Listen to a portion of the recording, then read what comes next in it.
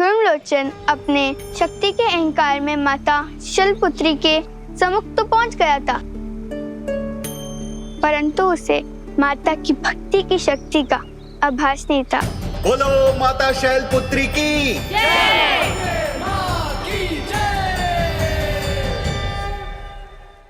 जाओ और खंडित कर दो उसकी पूजा, रोक लो अपने अपमान को, अंत कर दो उस कन्या का। जाओ धूम्रलोचन।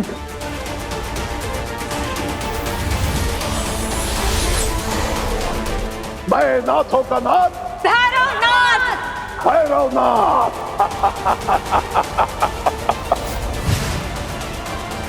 माता शैलपुत्री की, माता शैलपुत्री की, माता शैलपुत्री की। धूम्रलोचन के समान ही वह अहंकारी भैरवनाथ भी अवश्य कोई ना कोई षड्यंत्र रचा रहा होगा माता की पूजा को खंडित करने का। नहीं नहीं, मुझे सभी स्थानों पर दृष्टि रखनी होगी, क्योंकि माता के इस अखंड पाठ को खंडित होने नहीं दिया जा सकता।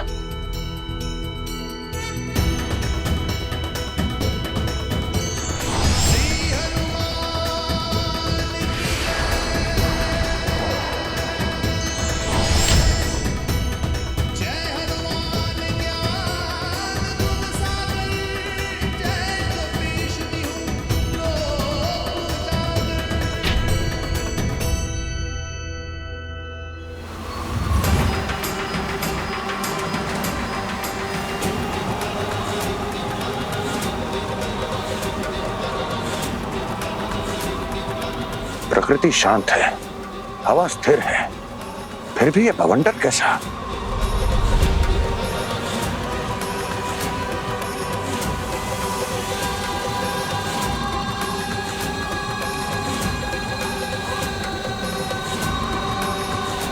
इस बवंडर की दिशा तो हंसाली गांव की ओर है। ये प्राकृतिक है या उस भैरवनाथ के द्वारा निर्मित? मुझे इसे रोकना ही होगा। जय श्री राम।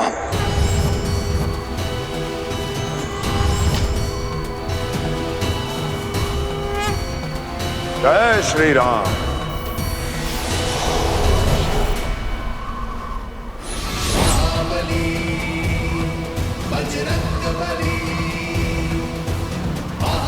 ये तो धुएं का भवंडर है, इसे प्रहार से नहीं रोका जा सकता। जय श्री राम।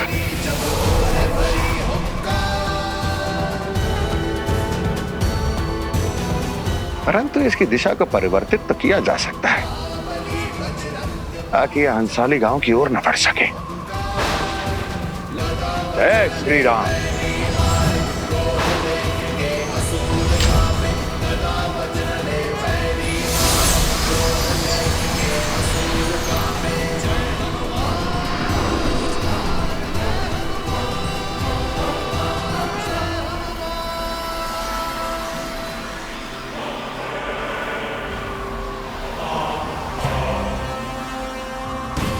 ये दिशा परिवर्तित करने पर भी बार बार हंसाली गांव की ओर ही बढ़ रहा है।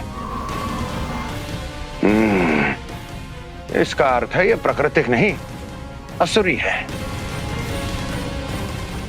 किंतु भैरवनाथ तो ये रूप धारण नहीं कर सकता, तो फिर कौन सा असुर है?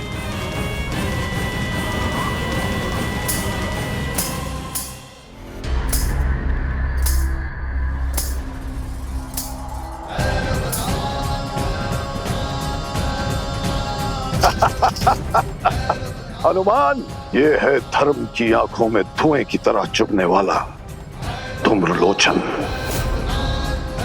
इसे अपने तंत्र की शक्ति से पुनः जागृत किया है मैंने। नारायण नारायण। हे प्रभु, इस धूम्रलोचन का संहार माता शैलपुत्री ने युगों पूर्व कर दिया था, तो ये पुनः जीवित कैसे हुआ प्रभु? देव ऋषि, असुर मरते, उनकी प्रवृत्ति नहीं। हर समय, हर काल, हर युग में उनका एक ही उद्देश्य होता है, धर्म का अंत और अधर्म का विस्तार। और जब तक उनके हृदय में ये इच्छा जीवित, तब तक वह भी जीवित। सत्य वचन प्रभु, सत्य वचन।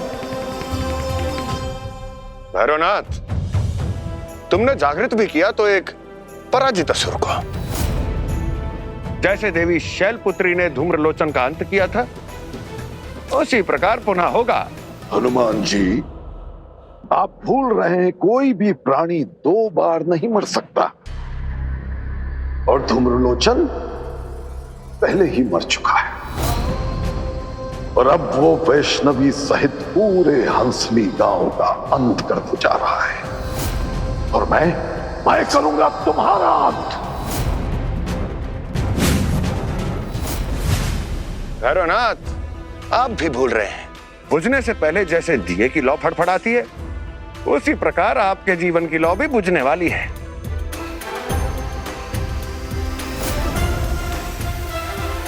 भक्त माता शैलपुत्री ने प्रथम ही प्रहार में धूम्रलोचन की सहस्त्र असुरी सेना का अंत कर दिया था, और अब बारी थी धूम्रलोचन की। नहीं,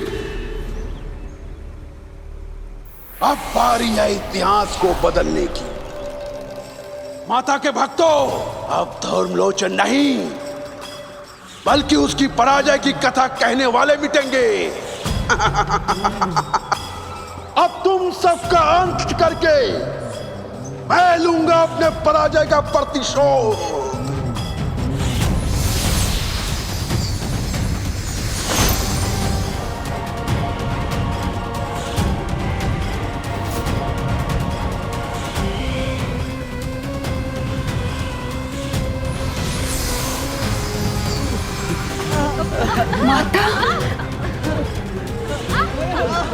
माता, पूजा के प्रथम ही दिन इतना भयंकर अशुभ, अब हम माता क्या करेंगे? तो भक्तों, अब आप लोगों को भयभीत होने की कोई आवश्यकता नहीं है, क्योंकि हमारे रक्षक है हनुमान जी।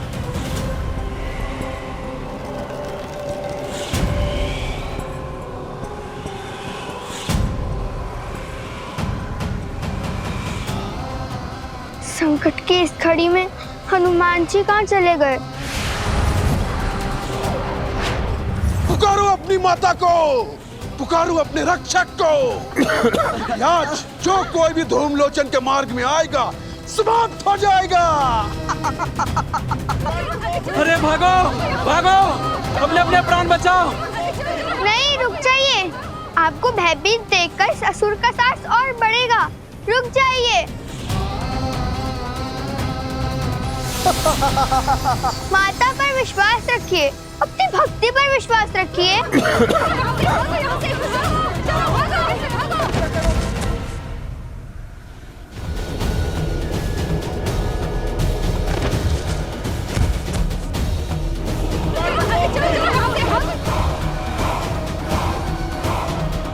काका,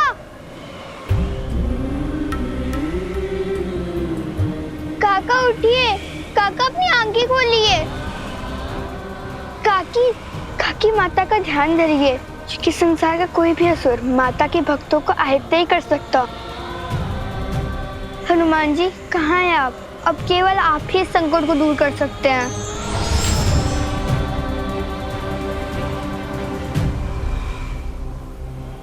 हनुमान जी, देखिए ना, माता की भक्तों पर कैसा संकट आया। माता, ये और कोई नहीं, अब तो धूम्रलोचन है।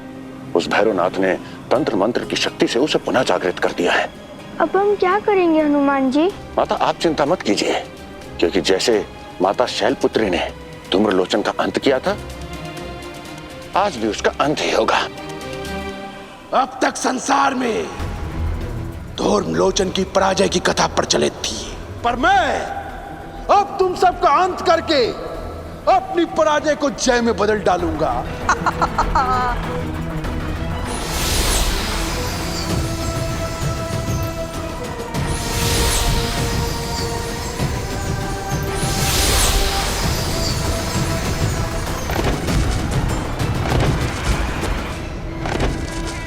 मुझे आज्ञा दीजिए माता। नहीं हनुमान जी, उसका अंत करने से ज्यादा जरूरी है कि हम माता के भक्तों की रक्षा करें। आप सत्य कह रही हैं माता। धूम्रलोचन का अंत तो निश्चित है।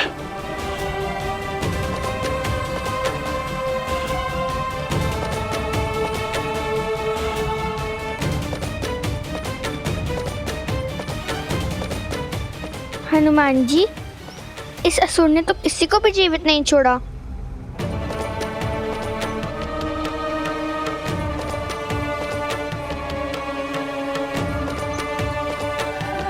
नहीं माता, अब तक किसी की मृत्यु नहीं हुई। धूम्रलोचन के विषैले धुएं ने सबको केवल अचेत किया है। समय कम है, पर इनके जीवन की रक्षा की जा सकती है। भैरवनाथ, जैसा तुमने कहा था वैसा ही मैंने किया।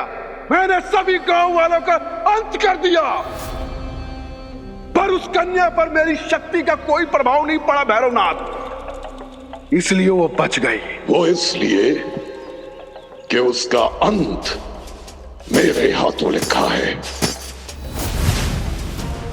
तो मेरे प्रतिशोध का क्या होगा भैरवनाथ? बताओ, क्या क्या है मेरे लिए? जाओ धूम्रलोचन, जाकर पूरा कर लो अपना प्रतिशोध, और संसार में जहां भी तुम्हारी पराजय की अपमान भरी कथा सुनाई जा रही हो, वहां जाकर सबका अंत कर दो।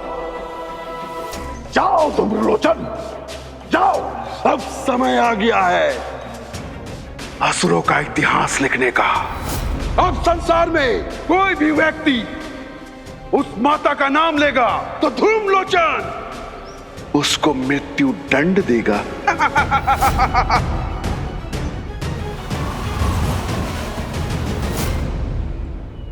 अब मैं देखता हूं कैसे बचती है वैष्णवी और कैसे रक्षा करते हैं हनुमान संसार में उस माता के भक्तों की। हनुमान जी, आप तो ज्ञान और गुण के सागर हैं, तो आप ही बताइए कैसे होगी माता रानी के भक्तों की जीवन रक्षा? माता, भक्ति से बड़ी कोई औषधि नहीं। माता शैलपुत्री ने धूम्रलोचन का अंत किया था, अब वही उसके इस विषैले धुएं के प्रभाव को समाप्त करेंगे। माता, आप उनका आवाहन कीजिए।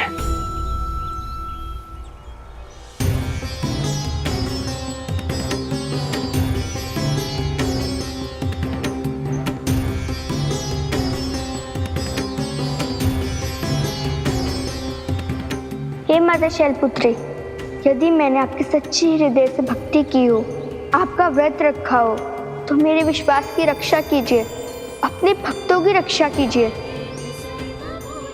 शिव रूपा वशवाहिनी, हेम कन्या शुभांगिनी, पद्म त्रिशूल हस्तधारिणी, रक्तयुग कल्याणकारिणी, नमस्तस्यै नमस्तस्यै नमस्तस्यै नमो नमः, नमस्तस्यै नमस्तस्यै नमो नमः।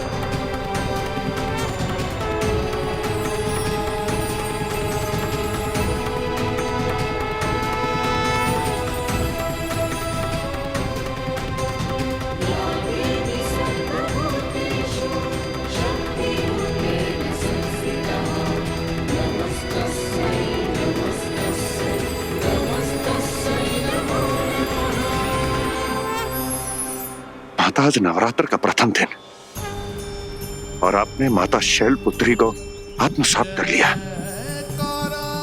मैं आपके इस दिव्य रूप को देखने के लिए कब से प्रतीक्षा कर रहा हूं। जय मां वैष्णो की, जय मां शैलपुत्री की। जय माता की, जय माता की, जय माता की, जय माता की, जय माता की, जय माता की, जय माता की, जय माता की, जय माता की, जय माता की, जय माता की, जय माता की, जय माता की, जय माता की, जय माता की, जय माता की। जय दुख हरनी शेरा वाली, मंगल करनी जोता वाली, मंगल करनी जोता वाली, मिलकर बोलो जय माता की, जय माता की, जय माता की, जय माता की, जय माता की, जय माता की, जय माता की, जय माता की, जय माता की, जय माता की, जय माता की। प्रेम से बोलो जय माता की, सारे बोलो जय माता की, मिलकर बोलो जय माता की।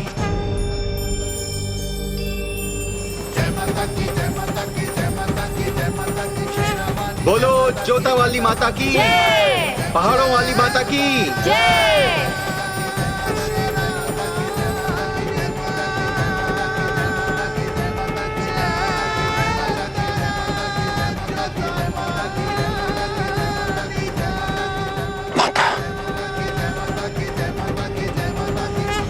माता, आपकी भक्ति की शक्ति ने भक्तों पर आए सभी संकटों को दूर कर दिया है।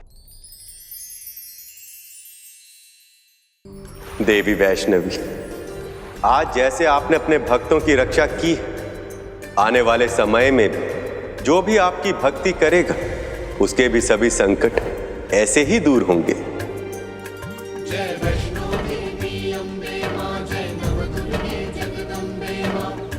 किंतु माता, धूम्रलोचन यही नहीं रुकेगा। माता के भक्त जहां कहीं भी होंगे उनके जीवन के लिए संकट बनेगा। इसलिए माता, हमें उसके अंत का मार्ग अति शीघ्र ढूंढना होगा।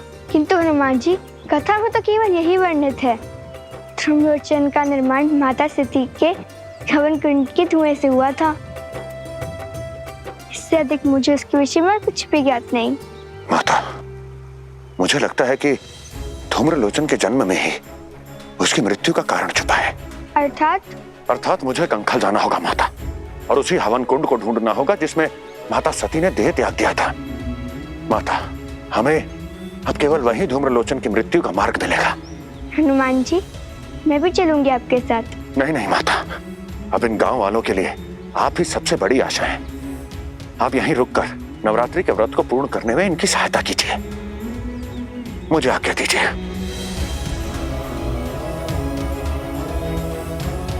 जय श्री राम। देवी शैलपुत्री, तुमने मेरा अंत किया था ना। अब इस संसार में तुम्हारा कोई भी भक्त जीवित नहीं बचेगा। जिसने भी नवरात्रि का कथा का श्रवण या वाचन किया है उसे मैं मृत्यु दंड दूंगा।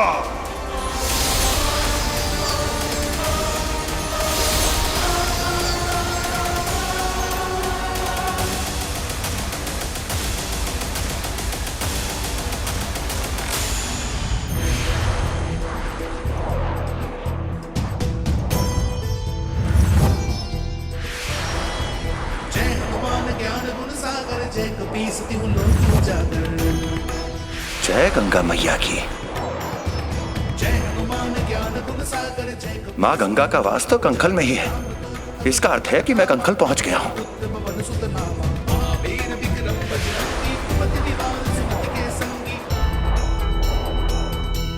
वो सती कुंड भी यहीं कहीं समीप होना चाहिए, क्योंकि महाराज दक्ष ने वो महायज्ञ यहीं किया था। परंतु वो हवन कुंड मुझे कहीं दिखाई क्यों नहीं दे रहा?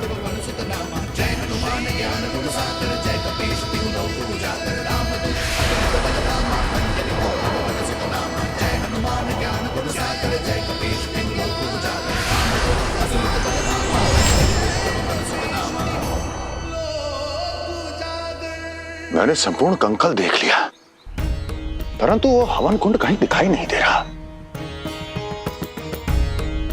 यदि सती कुंड यहां नहीं है तो फिर कहां हो सकता है?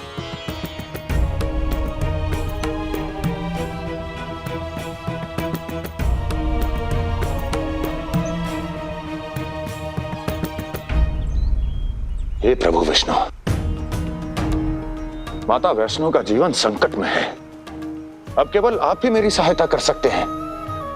प्रभु, आप तो महाराज दक्ष के महायज्ञ में भी सम्मिलित थे। प्रभु, मेरा मार्गदर्शन करें। प्रभु, मुझे बताएं कि वो हवन कुंड इस समय है कहां?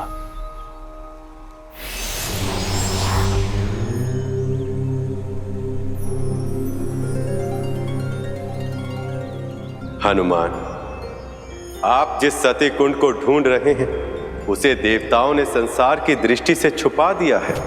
किंतु वो क्यों प्रभु? हवन कुंड में देवी सती के प्रवेश के पश्चात उसमें देवी सती की शक्तियां आ गई थी। इसलिए देवताओं को यह भय था कि कहीं कोई असुर उस दिव्य हवन कुंड का अनुचित उपयोग न कर ले। किंतु प्रभु, देवों की यह शंका तो उचित ही थी। प्रभु, मुझे बताएं कि वो हवन कुंड इस समय है कहां? हनुमान, आप वह विशाल पर्वत देख रहे हैं? सती कुंड उसी नील पर्वत के नीचे स्थित है। आपका कोटि कोटि धन्यवाद प्रभु।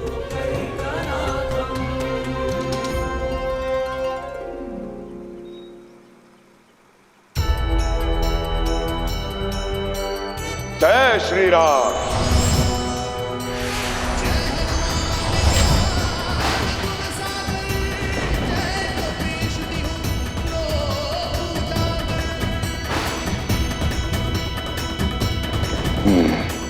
इस पर्वत को देखकर तो ऐसा लग रहा है जैसे वो सती कुंड अब भी प्रज्वलित हो और उसकी अग्नि से ये भीतर ही भीतर जल रहा हो।